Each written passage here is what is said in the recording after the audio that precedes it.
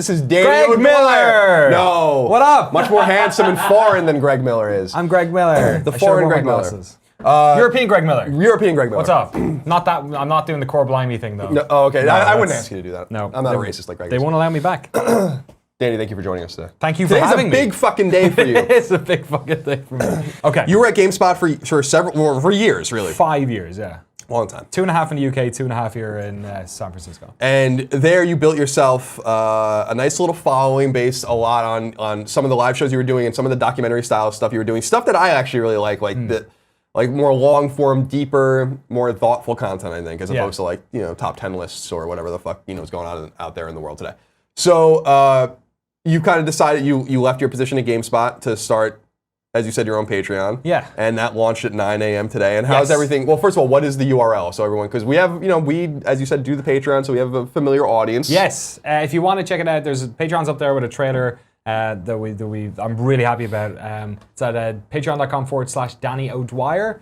And then the YouTube channel for the documentary project is youtube.com/NoClipVideos. NoClipVideos. And then I have my private YouTube channel, which is where I'm going to keep doing, I don't know if you remember my old show on GameSpot. It was called The Point. Yeah, of course I remember that. I'm going to make a new version of that on my own YouTube. What are you going to call it? I don't know yet. We're gonna yeah. The new point. Yeah. What's the point? What's the point? What's the point anyway? Yeah, how far can you? We basically, like on PS I Love You, we did on Podcast Beyond for many years. We did the Roper Report, and on PS I Love You, it's just called Roper's Report. Right. Okay. See, I need you guys to help me bring that, because like PS I Love You is like one of the most ingenious names ever. Thank you. Like, that was all Nick. That was Nick's. It's like horribly on point. I love it. It's a little too much. So all right. So the Patreon's up. It's doing very well. It seems to be. Yes, It's been only a couple hours, and it's you're doing extremely well. Yeah, I'm shocked. Thank you so much to everyone who's already contributed. Thank you so. Yes, really appreciate it. I can't believe it is where it's at already. You're clapping me. Yeah. I'm clapping them. Clap them. There you go. I appreciate that you started it over again.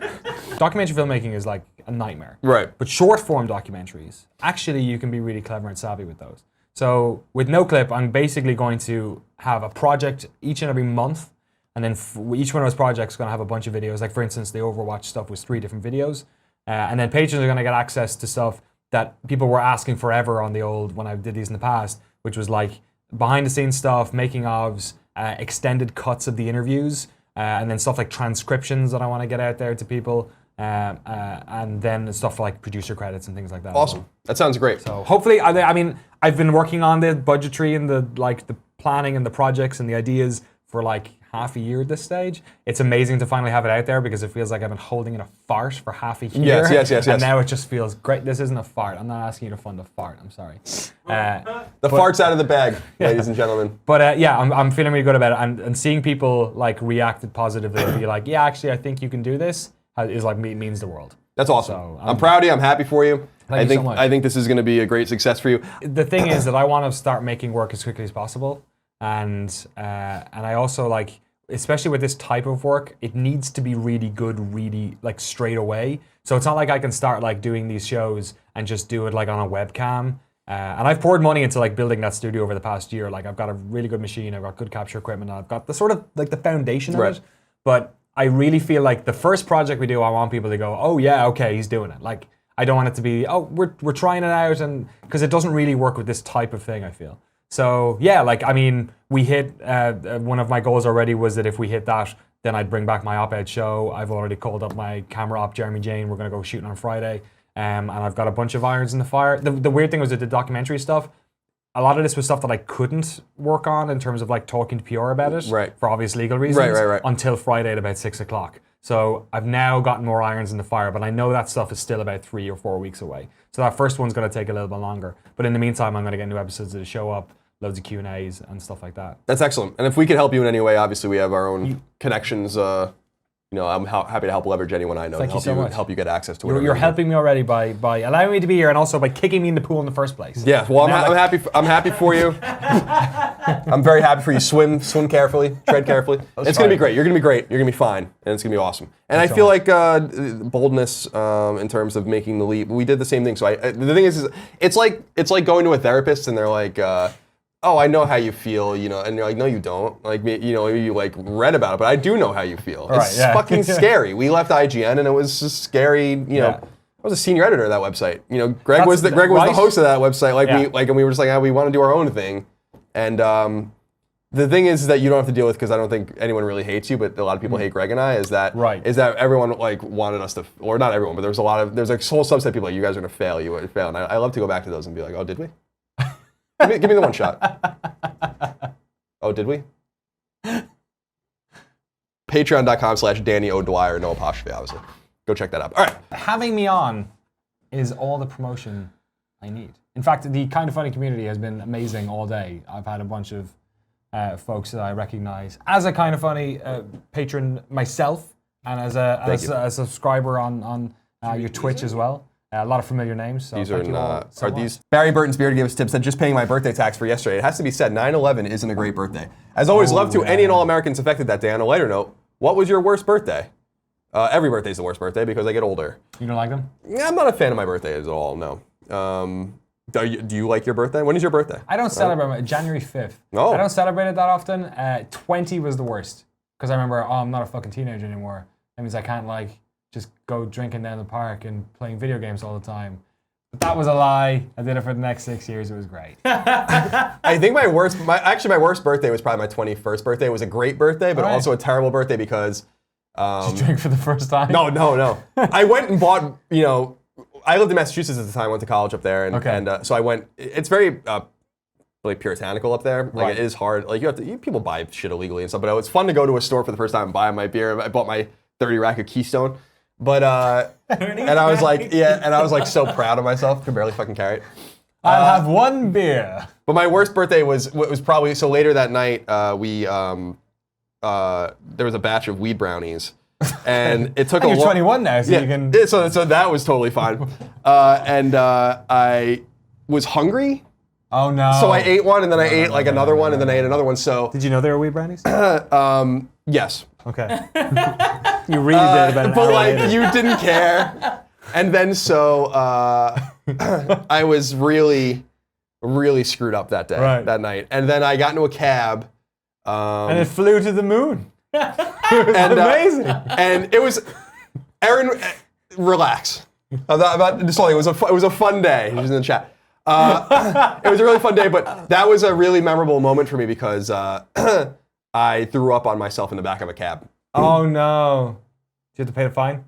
No, because he was a unicorn. He didn't care. He just ate it off my lap. Well, Erin's saying it, so I guess I'll say it. She's the one who made the brownies. Now. Oh, okay. Implicated. So I appreciated the sentiment, but we had no discipline. Right. And so I got into a cab at the end of the night with the girl I was dating at the time, my best friend from home, Mike Pope, and I was in the middle, and I took my sweatshirt off.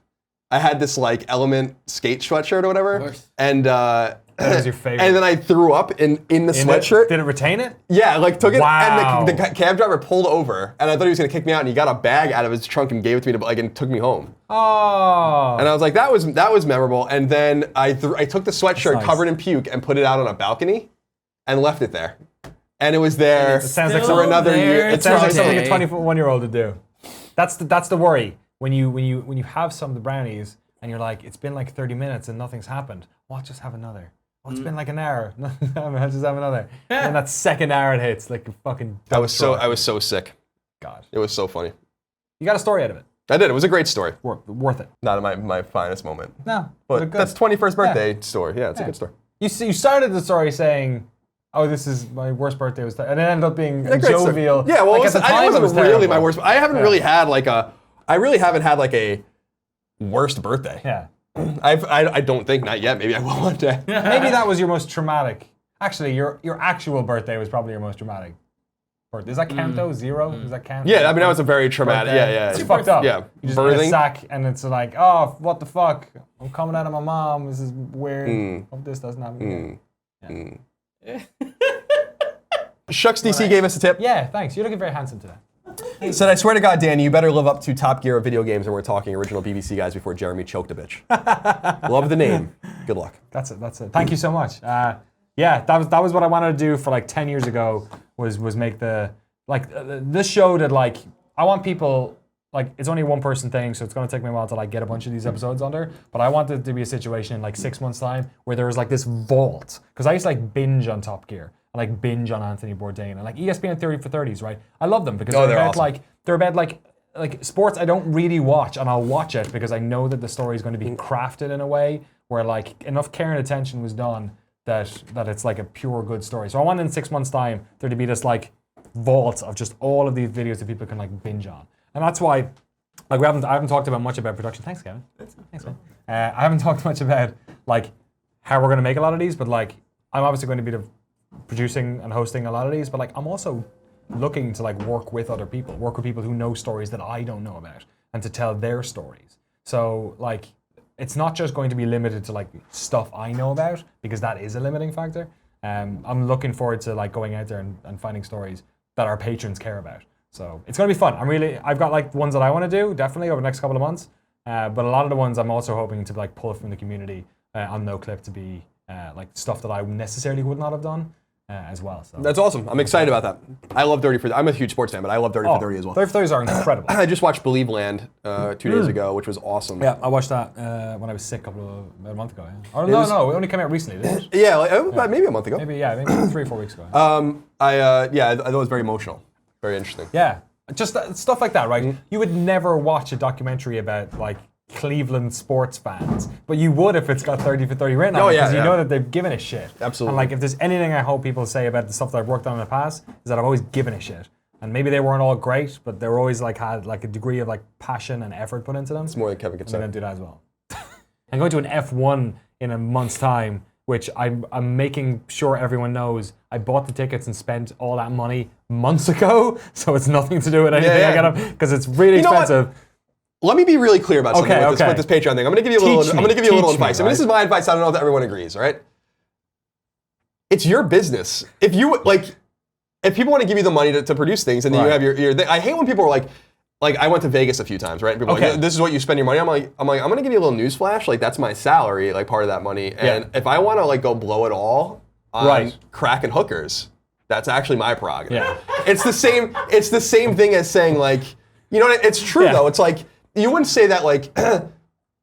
It's like I pay your salary, and so it's like, would you go up to a teacher and be like, "Well, I pay your salary, the taxes. You better not fucking have any fun." Right. Some people do. You know, you better not have any fun with that money.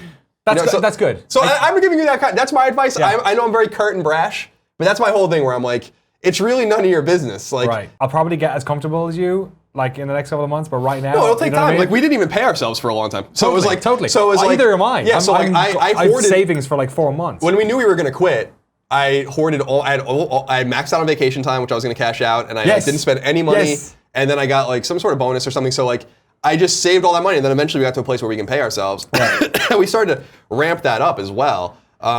So to me, it's like the situation is like you don't go up to a government employee who you are paying, like if someone that works at the IRS, right? Okay, and be like, you know what I mean? You don't go up to the like you're not just like it's not appropriate. You know, like if like so don't feel bad. Enjoy yourself. You have to have fun. You have to go out and eat. You have to go have good drinks. There's no shame in it. You know, like I made like my own pasta yesterday because I was like, okay, don't go to Taco Bell. Actually, go to Taco Bell. Go to Taco Bell. You should. Taco Bell's perfect. That'll make everyone fucking freak. You know, why are you going to Taco Bell? You can go to Del Taco. Get cheaper. I have a Del Taco gift card. With I love Del Taco so much. Right. Del Taco's fantastic. It's fine. They're all fine. Like, shut up. Kevin. Taco Bell's what's up. Taco Bell is what's up. Next Del question. Taco sucks. Taco Bell fucking blows. Taco Bell's always No. I can't agree with that. Always been terrible. Mr. Moriarty's views do not reflect my own. I had like all these different budgets done for like how much money we got, because I know the first week is really important, and like when we can start working on things. And all I want to do is start working on things. And we've already reached the point, at least before we started recording, I haven't looked since, where I know I can start working on things. And that's like the biggest, like it's like a 6 month like weight off my shoulders. I'm happy for you. I'm really excited. I'm really excited for you. Thank you so much. I knew this was going to work out. It's good to see our friends spin off and do this kind of stuff, whether on part-time like our friend Jared Petty, or you in a full-time capacity. Our friend, obviously, Jim Sterling was really tip of the spear with this as well. Yeah, totally. Everyone's doing great. I'm so excited for, I really do feel like there's a place for the GameSpots and IGNs, and that's fine. Yeah. And we owe our careers to those places, and I'm very thankful for those places. But at the same time, I feel like the internet has democratized, small de-democratized the ability to create and digest content, and I feel like this is the future. I feel like Renaissance style patronage, really there is something to it, especially because it's democratized to such a degree that the people that paid for the Sistine Chapel, for instance, beautiful paintings, they were not the only ones that looked at it. Right, yeah, totally. You know, so it's like, same thing with our videos. Yeah. Am I like, a Renaissance era painter? Not really. I'm a functioning idiot, to be perfectly honest. Years from now, people will read about you in space textbooks. I hope so. Real Radic 13 Games Tim said, Danny, now that you're on your own, do you think games journalism is really dying? Colin says that you're better off starting your own thing on YouTube, Twitch. So are sites like IGN, GameSpot safe? For context, what he's asking is, people always ask, how do I get into the industry? And I feel like people get smoke blown up their ass a lot about this kind of thing. My advice is, they're like, how do I become a freelancer and all these things? And I'm like, don't. Because your chances of success are super minimal. You have a better chance of success, in my estimation, of becoming a personality on Twitch or YouTube these days. I'm not happy to say that I'm a writer. Yeah. I would love for people to have an avenue to be able to write, but I just don't think that those avenues exist anymore. So I just wanted to give you context on what he's talking about there. Specifically, I think for writing as well. I get messages on my Tumblr about this every day about what should I do, and I put up a video on my YouTube sort of giving my take on it. But to answer his question directly, I think I'm in a weird position because I feel like I'm one of the last people, certainly at GameSpot, who became a face there.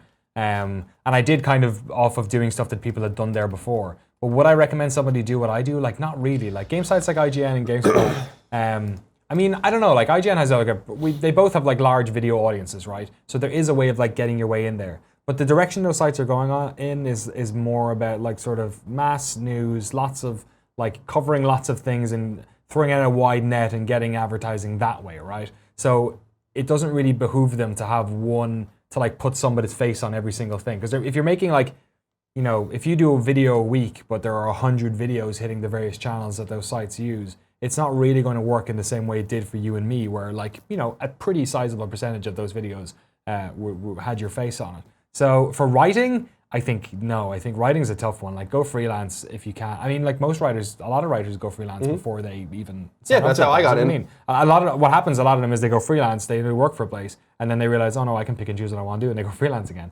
For video stuff, I mean, I think the democratization of games coverage is one of those wonderful things that I've witnessed. I think it behooves people to be multi-talented. So I think that people should work solo and figure out as much as they can. If you run your own YouTube channel, you run your own Twitch, then you're learning graphics, you're learning publishing, you're learning a little bit of writing, you're learning video editing, hosting, you're learning all these different things, which make you so much more employable than, if you're just applying for jobs with a little portfolio of stuff and saying please give me a job, you know what I mean? Yeah. It's an ever-shifting landscape. But I do think, I'm late to the party on this. You guys and Easy Allies and Jim and a bunch of other people have obviously done the Patreon thing before me. But I do think that people are becoming, there's so much games coverage out there, and people are becoming more particular about what they want. That just talk about what you love.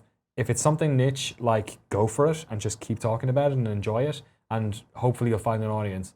But yeah, I don't necessarily think you should aim for the big sites anymore. Yeah, I don't think so either. And I hate the idea of, I want to give people listen to us and they trust us, and I feel like they trust us on our opinions on games and all those kinds of things. And so I think that they should trust us also on this advice. And I behoove you to not go down that road if you want to have a modicum of success. I think that mathematically you're just going to be. It's like when I started in the late '90s, I wrote for GameFAQs, and that's how I got noticed. That's CBS property. Yeah, that's not an option anymore. It's not that is how I started, and I wrote for fan sites and stuff too. But that's not I wrote, and it could have. I've also said that I just got really lucky. It could have been any of us. Yeah. It was really me and a few others that got noticed, but it could have been anyone. I wasn't necessarily better than any of those people. It was just I was writing things at the right time. I answered emails, and I was eager. I was 18 when I got my freelance offer from IGN, and I was about to start college and stuff, so it just all worked out. I just want people, if they really want to get involved, I just want people to know that, you can mathematically make it more likely that you are successful, and I think that that's by becoming going on YouTube or Twitch. And just the cautionary sort of other version of this story as well for what I'm doing. I'm so lucky. I managed to work at my favorite game site for 5 years, but I spent about 5 years trying to work there. I moved from Waterford to London without a job, because I thought maybe I might be able to get a job at GameSpot UK. I'd had an interview when I lived in Ireland and they'd rejected me. And I thought, oh, it was probably because I live in Ireland. They think that I'm not taking it seriously. So I fucking moved, and I moved to London. And then I worked freelance as a web developer for 2 years, paid my rent, and kept applying for jobs, and got rejected. And I built a website with my buddies. My friend Timur Hussain, who's now the editor of GameSpot UK, he was one of the guys. We lived close to each other. We met on the GameSpot forums. We did that. And still, I kept getting rejected. I was moving out of London. I was moving to the Middle East. And 5 weeks before I had done so, I got an email from GameSpot UK saying, yeah, something's come up. Do you want to join? And that was after years of trying. And that was 5 years ago, before the Twitch and the YouTube explosion. So like, it's difficult to recommend anyone to do it because you can't say that you're going to be successful because it's so difficult and more people want to do it. But ultimately, like in life, do what you love. If you do what you love and you're enjoying it, then the success, you make your own success. You don't need to say, I need to have this many subscribers, or I need to work for this company or earn this much money. As long as you're making stuff that you are proud of, that's all that matters. And if you can do that and have that as a pathway to something, then that's when it's going to work. Don't hate what you're doing and see the end goal as like, that's what I'm going to do. I loved working on all my freelance stuff, even when they were rejecting my offers for work. So if you can do it that way, build a community and work with people you love, then just do it. And if you get a job out of it, that's awesome. And if you don't, then at least you enjoyed the ride. I love that. Good advice. Thank you so much for your support and your love. Thank you for supporting our friend Danny. Thank you so much. Over at patreon.com/Danny O'Dwyer. Give him lots of love. You've already given me so much love. Thank you so much. You know what? Scale back a little bit on the love. I didn't say that. You guys don't love us enough. Do you know Kevin is in Irish? Quiveen. No. It is, swear to God. No. Yeah, I had a buddy called Kevin McSweeney. He came after me on the roll in school every day. Quiveen McSwivna. Sounded like a fucking Star Trek character. Jesus. I don't know what Colin is. Daniel's Donal. It's boring. I know that the Moriarty used to be Muratah. Ooh, Way back Muratah. Now you sound like an orc. I remember I met Muratah on Baron's chat once. This is Nick Scarpino. Thank you for your patience at Colin and Greg Live. Has been kind of sporadic the last few weeks because of our travel. Moving forward, I assume with rare exception, I was just trying to even myself out a little bit. There you go. Is that better, I assume Kevin? with the rare exception, I hate you both. the show will be. Wait. You're going to. You were framed perfectly. Okay. Your head's being chopped off by the chyrons up top. Is it still a chiron if it's up top, Nick? Probably. All Yeah. right. Get him. Get after him. Man, did I watch a lot of videos about chyrons. Can you give me the rack zoom? All All right, never mind. The joke's gone. right. Sorry, I can't. Kevin is the destroyer of jokes. He really does. Kev, give me the one. There's no one Give there. me the one, Kev. There's no one there. Kevin, give me Sky Cap. Give me Sky Cap. There you go. Look, Jesus. it's a spaceship, Kevin. It's an airplane. Kevin, go back to the airplane. Kevin, it's flying the friendly skies. All right, you know what, Kevin? You're no fun today. Oh. You got the diagonal wipe going? Yeah. You have mastered this board. You want at to check this out some point. crazy shit? Hold on. Give me Collins 1 again. No, hold on. One more time for Collins 1. Oh, what was What the that? fuck What the is fuck that? is that? Why is it? Who in the history needed that wipe? Hold on, it gets better. Hold on. Watch this one. Watch this one. What? Oh, you got to use that all the time. What? No. What I need you to do is I need you to make me the logo with just the truck. So it's just the garbage truck on fire. No, but that's a wipe. That's awesome. I know That it's a totally wipe. Works. Just the garbage truck. Oh my God, you got to use this all the time. All the time. It's not. It couldn't be any more annoying. I know that is maximum annoying, Kevin. Maximum annoying. Oh my. Oh, God. stop Keep it halfway. up. Stop halfway. There you go. You can't stop halfway. Yeah, you got it. You nailed it. Oh, I see. There's a fade there. Yeah, Like there's a little fade digital right there. Stopped. It's a fade right there. I always said, Kevin, that We can't keep them away. you have to be stopped, and I know that, like with Greg, I'm gonna be the one that has to do it. You have to, eventually. and it's like gonna, I know it's that gonna I'm gonna destroy both of you. One of these days, I'm gonna have to take Greg out. Like I know that I have to do that yeah. for the good of everyone, the good of the company, the good of humanity, the good of It's only normal, right. hardworking people everywhere. You see this? Why? Why is it swoosh like this? Nick, look at it swooshing. I love the switcher. I love so it when too. we were down there, I they know. had the bigger board. Yeah, the 2 version 2 of that. for Oh, the that's so good. control. But Fan-fucking-tastic. we don't need that. Like that's like We need to get another monitor, Nick. I don't know if you know this. We need another one of these guys Okay. for seeing the 2 part of the 2ME. Right now we're only getting the 1. I don't even know what that means. What's happening? All right, show's done. They didn't see that because it's just on you. Colin's gone. Colin's gone. Colin just got up and left. Look at him. He's fine. He'll come back eventually. Colin, crawl from underneath. What do we do on this show? What's the point of this show? What is the purpose We're of giving it? people what they want. We are giving people what they want. Yeah, a little bit of the garbage truck on fire. They are. God bless them. Eddie over at GameSpot writes, Nintendo 2DS US sales rise 500%. 3DS up 83% in August. So Nintendo's still trucking along, although it's all relative, so keep that in mind. Right. When you're selling 3 things, and then you sell another 1 thing, that's a 33% increase in sales. Right. Not saying, That's how math works. yes, It's good math. yes. Yeah. Oh, Jesus Christ. Why? Look at him.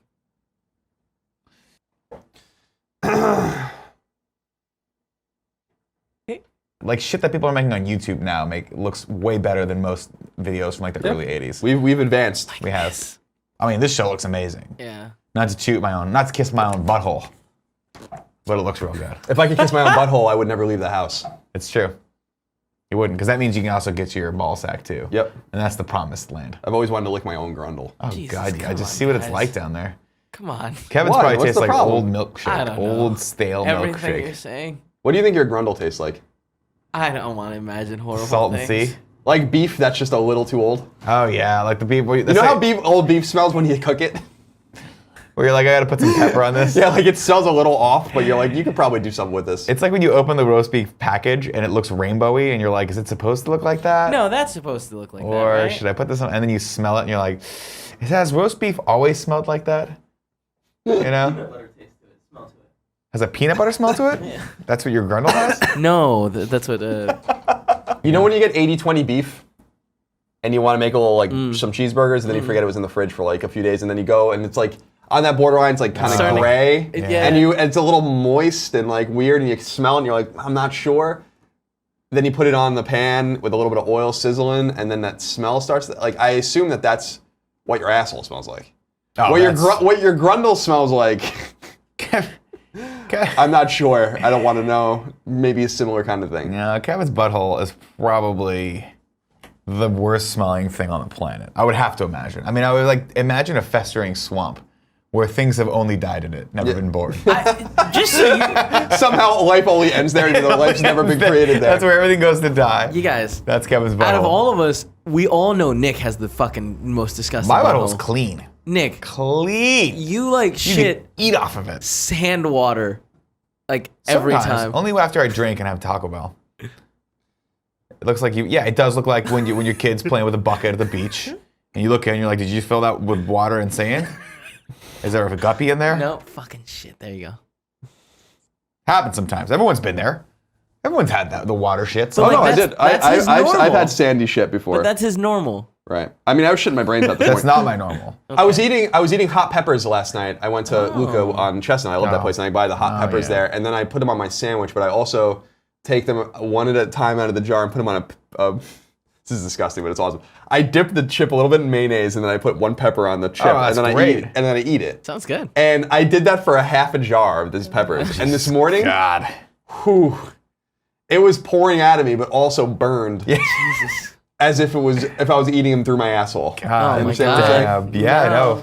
Is that It's like clear enough for you decided to reverse the polarity and you decided to suck it in through your asshole. Yeah, exactly. Yeah, that's what happens. God, Nick. Exactly. Good God. God, your hair is so majestic. Look at it. Jesus, it looks like shit today. What are you You're talking so about? fucking wrong. I gotta get that tight Well, fade now it done. looks like shit. I'm waiting right now to fucking go on with it. vacation, then I'm gonna do that tight fade again. I'm gonna do it. Why did you get off me? Because look at Colin. Colin's Colin, hair is your eyes amazing. Are, It's like Colin, a fucking. Your eyes are looking great. My what? Your eyes. Really? Yeah. Nice.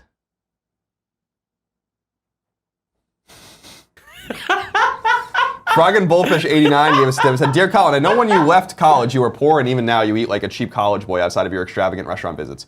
Right now I'm scraping Milo powder off the sides of a jar for dessert and eating fried dough for lunch. So my question is, what's your worst, most disgusting poor man food experiment you've done while you had literally no money? My worst was I think I took. It was a wheat bread, mayonnaise, capers and Munson cheese. Oh. And one of those, I'm not sure which one, but one of those elements was bad. Oh. And it made me so sick that night. I'll never forget, it was New Year's Eve. I was coming home from work, nothing was open, and I was like, I don't have any money, I got no food. I'm just gonna cobble this thing together. And I was living with my brother at the time, and boy, he came home to a scene. Like a spigot out of both ends. Oh. Jesus Christ, Nick. Oh, it was.